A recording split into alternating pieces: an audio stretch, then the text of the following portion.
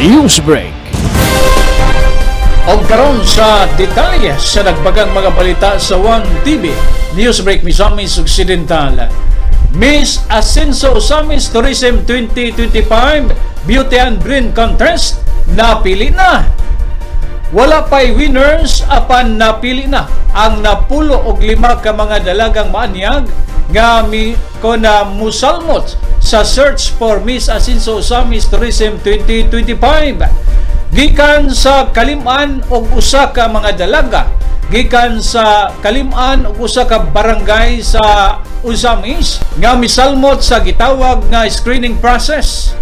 Nahimo na lang kining napulo og 5 ka mga personalidad nga mao'y opisyal candidate sa Miss Ascenso Osamis Tourism 2025. Din ang coronation night ipaygayon sa Hunyo 14, ante Desperanza 77 Charter Day Anniversary, Hulyo 16. Ang napulo og 5 ka mga official candidate sa Miss Ascenso Osamis Tourism 2025 mao kining musunod.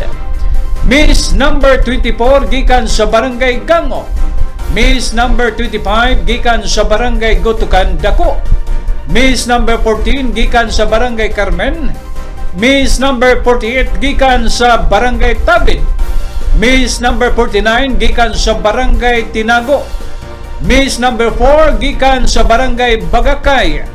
Miss number 6 gikan sa Barangay San Roque. Miss number 61 gikan sa Barangay 50th District. Miss number 1 gikan sa Barangay Aguada. Miss number 9 gikan sa Barangay Bungbong. Miss number 30 gikan sa Barangay Kinomansur. Miss number 46 gikan sa Barangay Sinusa. Miss number 37 gikan sa Barangay Maningkol. Miss number 44 gikan sa Barangay Sasangay Dako. O Miss number 29 gikan sa Barangay Kinoman Norte. Si Committee on Tourism Chairman Honorable Dinky Suiso may padangat sa iyang pagpasalamat sa mga sakop sa konsiho, labi na ni Vice Mayor Bibineri nga present atol sa screening program.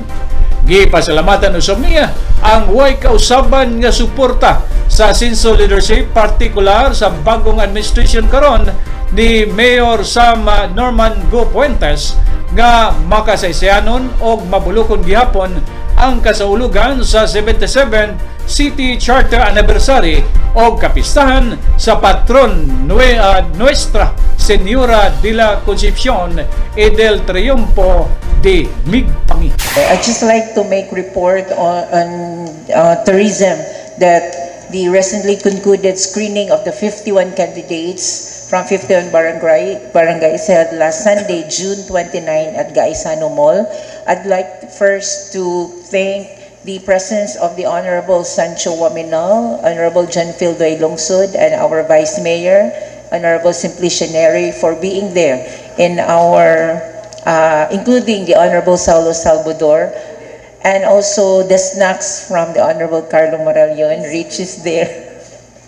And thank you also to our 51 barangays nga wala di parehas last year nga naitulo wala kasamit karon. Everybody given their entries and their candidates. Thank you to our ABC President nga iya gi-encourage atong 51 barangays to be part of it.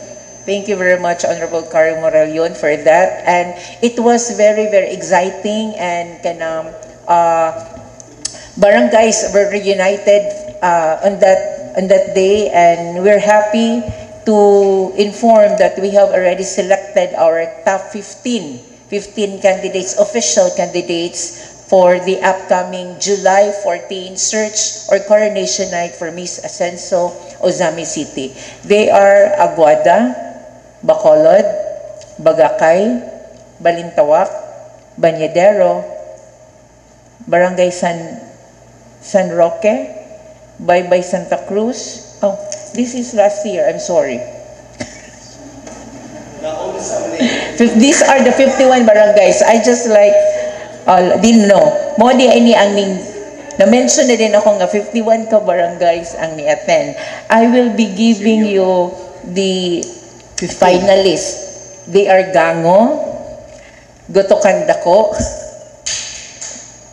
Carmen Annex, Tabid, Bagakay, San Roque, 50th District, Tinago, Aguada, Bongbong, Kinuman Sur, Sinusa, Maningkol, Sangay Dako,